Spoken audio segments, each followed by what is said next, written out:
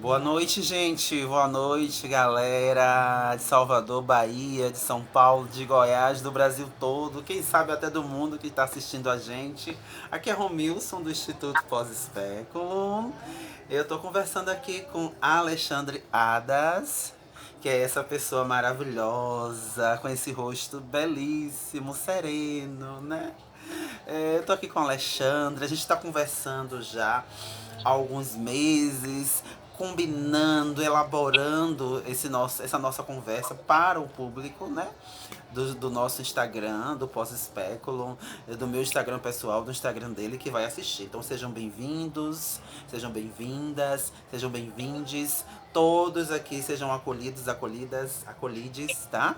Então vamos lá, Alexandre Adas, se apresente, fale quem é você, fale sobre a sua descoberta, seu caminho dentro da espiritualidade, até chegar a 2025. Faça um resumo para a gente saber. Quem é Alexandre Adas? Meu Deus, Roma, que pergunta difícil.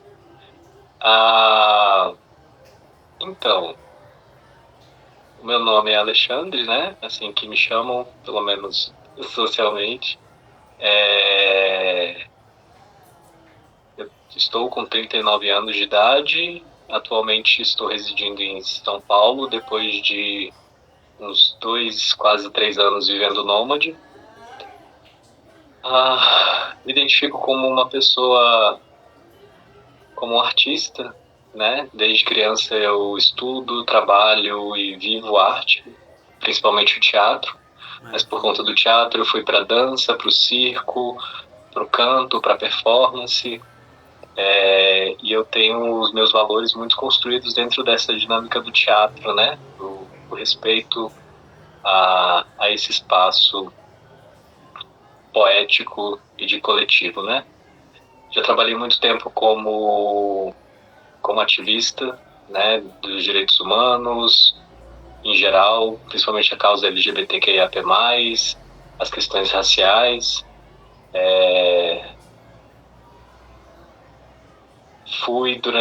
Ainda sou, né, trabalhei na Polícia Militar do Distrito Federal por 17 anos. E sobre minha jornada espiritual, bom, eu não consigo identificar o que não é uma jornada espiritual, porque eu identifico tudo como sagrado, né? Então, mesmo as pessoas que não se veem numa jornada espiritual, ou não acreditam estar numa jornada espiritual, estão vivendo uma jornada que é sagrada. A vida é sagrada, né? Tudo que existe é sagrado. Então, eu não consigo dizer quando ela começou, porque ela começou antes de mim, com os meus ancestrais, e eu sou só uma continuidade disso. Perfeito. Mas, formalmente, eu posso dizer que minha família é católica. Sim. Eu gostava, como criança, de ir para a igreja. Eu ia sozinho, andando para a igreja no Lago Oeste, em Brasília, onde eu residi durante um tempo. Mas o cristianismo não era bastante para responder as minhas perguntas, as minhas inquietações, especialmente por conta dos dogmas. Então, quando eu lembro de perguntar ao padre, né, o que é um dogma? E aí ele falar que é algo que você tem que ter fé, que não tem uma explicação. E eu queria explicações sobre, eu queria conversar sobre. Eu entendo que muitas coisas a gente não tem uma explicação científica, uma explicação formal, mas eu acho que durante essa jornada que eu tenho vivido, eu tenho encontrado diversas explicações e não apenas uma explicação, o que me faz perceber que não existe uma verdade nem um dogma, e que sim existem formas de viver e de ver a realidade, né? Como eu falo às vezes, existem descrições de realidade, e cada descrição de realidade é muito potente.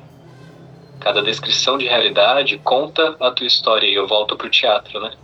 A forma com que eu escrevo a minha história, a forma que eu descrevo a realidade, a existência, vai também construir a minha trajetória, o meu destino, a minha experiência sagrada e espiritual. Daí eu fui conhecendo várias outras religiões. Brasília dá essa oportunidade, né? Tem templo budista, espírita, kardecista, umbanda, candomblé. Estudando muito, sempre fui muito estudioso, sempre gostei muito de livros. E fiz algumas iniciações, algumas um pouco brutais, assim, nessa busca da visão, principalmente, dentro do que as pessoas chamam hoje tem chamado hoje de xamanismo, né? De ficar isolado na floresta, sem comida, de até ser enterrado vivo só com a cabeça para fora. Nossa! Plantas de poder, né? Como o Uni, ou ayahuasca, iboga, peyote, mas nenhuma desses caminhos me contemplava porque eu não sentia o chamado, né? Os chamados que eu ouvia e que me levavam foram chamados que sempre estiveram presentes, que tem a ver um pouco com uma ancestralidade que foi perdida na minha árvore genealógica, né? Que são os povos Rom, ou chamados ciganos, né? E com 13 anos de idade, eu, mexendo na biblioteca da minha tia Genilda, que é psicóloga, eu encontrei um livro que era um livro de yoga. E ele tinha figuras, né, poses. E eu olhei, achei aquilo muito divertido e falei, eu acho que eu consigo fazer isso. E aí eu fiquei imitando as poses. E nisso de imitar as poses, eu queria completar, conseguir fazer todas as poses. E tinha Com 13 anos. algumas... Como? Com 13 anos. Com 13 anos, E aí tinha algumas poses muito desafiadoras e eu mesmo assim insistindo nelas. E também foi a época que eu comecei a estudar e trabalhar com teatro, né? E isso foi se juntando, foi se misturando, então o chamado já estava ali. Questão de 1 ano, 2 anos, eu comecei a levar a sério aquela coisa de fazer as poses e comecei a tentar entender o que era aquilo, né? E eu comecei a ler o livro. E lendo o livro eu fui entendendo o que tinha a ver com uma cultura, que tinha a ver com um povo, que tinha a ver com saúde, que tinha a ver com espiritualidade, que tinha a ver com tantas coisas da vida. E isso foi se revelando na minha prática. Então foi assim que eu comecei a praticar yoga. Como eu venho de uma família humilde, né, classe média baixa, eu não tinha oportunidade, isso era 97, né, 1997, eu não tinha oportunidade de ir fazer yoga, porque não era tão popular, e os lugares que tinham os estúdios eram caros, né, você fazer uma aula de yoga, era só coisa de gente branca muito rica, que não era o meu caso. Mas eu estava lá praticando, tinha aí uma guiança que era maior que eu, né? Assim eu acredito.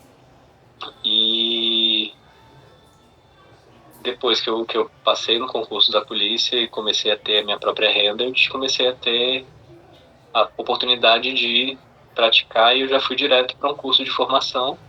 E eu fiz com a minha mestra, né, Séries Moura, que foi quem me formou como instrutor de yoga pelo Instituto Lakshmi Yoga Vidya, e foi maravilhoso porque ela não era a formação que ela dá não é uma formação dentro de uma metodologia fechada, dogmática, e sim ela chama de yoga integrativo, que faz muito sentido para mim, fez muito sentido, no qual a proposta é de integrar diversas áreas do conhecimento ao yoga. E entender que yoga tem esse significado de junção, de unir, mas não só unir, mas intrinsecamente misturar os conhecimentos, a existência, as experiências. E aí, todos os conhecimentos que eu já tinha também se somaram a essa formação.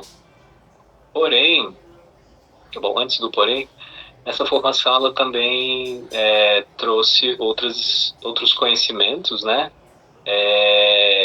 que foram outras áreas do conhecimento indiano, que foi o Ayurveda e o Tantra. E eu via que eu não tinha uma proximidade, mas que também fizeram muito sentido para mim e me fizeram curioso para ir além. E aí, assim que eu terminei a formação de instrutor de yoga, eu fui direto para a formação de terapeuta ayurvédico, para estudar mais profundamente o Ayurveda.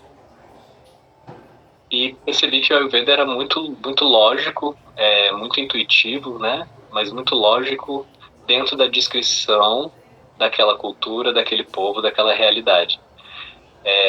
E como eu já estava imerso, como aquilo já tinha se formado como meu vocabulário pessoal, eu comecei a ver que também os meus conhecimentos, né, da minha família nordestina, minha família toda do Piauí, que tem elementos dos povos originários brasileiros, né, indígenas brasileiros, conhecimento dos povos africanos, incrustados dentro da nossa vida, né, que também tem muito a ver com a Ayurveda, né, dos chás, das plantas, da forma de comer, de tudo que você se alimenta, pode ser remédio, pode ser veneno, e a gente não se alimenta só com a boca, a gente também alimenta com os olhos, com os ouvidos, com a convivência, né, que são alguns princípios do Ayurveda. Tinha essa... quando eu vi essa frase, né, no curso, de que o que nasce a 1 quilômetro, um raio de 1 quilômetro à sua volta, provavelmente é aquilo que você precisa. Que você vai encontrar a medicina para você, a melhor nutrição para você num raio de 1 quilômetro à sua volta, né? E eu lembro disso ser falado na minha família também, de várias formas, até de... dá uma volta, ver se você acha um mastruz. E aí a gente sempre achava um mastruz. Vai ali na vizinha e vê se você acha uma Novalgina. Aí não tinha Novalgina, mas ela tinha um boldo, e na verdade eu precisava era do boldo. Coisas assim, né, dessa vivência que pra gente é muito, muito óbvio, mas que a gente não formalizou. E o Ayurveda, por ser provavelmente a medicina mais antiga, inclusive a medicina chinesa, ela é derivada do Ayurveda, né? Deve datar dos seus 5, 7 mil anos, né? Ele está organizado numa forma sistemática, né? De ciência e de medicina, né? É a medicina ayurvédica. Então, fez muito sentido. E o Tantra ficou como uma coisa um pouco misteriosa, até mesmo porque das informações que chegavam para mim, o Tantra tinha muito a ver com sexo, né? Não falava-se de sexualidade, mas era claramente sexo. As pessoas não falavam da sexualidade, da sensação, de você... Ainda não tinha esse discurso que tem hoje, né, de uma sexualidade consciente, do sexo consciente. As pessoas falavam Tantra e me traziam poses sexuais, posturas sexuais, pensavam em uma superpotência, um super orgasmo. E aí não foi isso que eu vi na minha formação com as séries, e nem isso que eu fui vendo, assim, dos textos clássicos que eu comecei a ler. E isso ficou na minha cabeça e eu fui me aprofundando, tentando entender, e juntando com a prática, com a minha prática de yoga, com as minhas pesquisas, com os meus exercícios comigo mesmo, né, na minha vivência, ficou esse grilinho na minha cabeça, né? Segura. Desculpa te interromper, porque a conversa está se encaminhando para um ponto central que eu vou até parafrasear, vou até imitar, entre aspas, a Glória Pérez, né? Que caminhos, né? Quais são os caminhos que te levaram às Índias, né? E aí Hoje a gente vai deixar para o próximo vídeo a resposta do Alexandre, né? Porque ele viajou para a Índia, ele viveu na Índia, ele passou por algumas cidades indianas, ele se alimentou de uma dieta indiana, ele conviveu com pessoas indianas. Então foi uma imersão acima que, pelo que eu conversei com ele, foi muito maravilhosa, muito enriquecedora. Então ele vai falar sobre isso no próximo vídeo, não percam.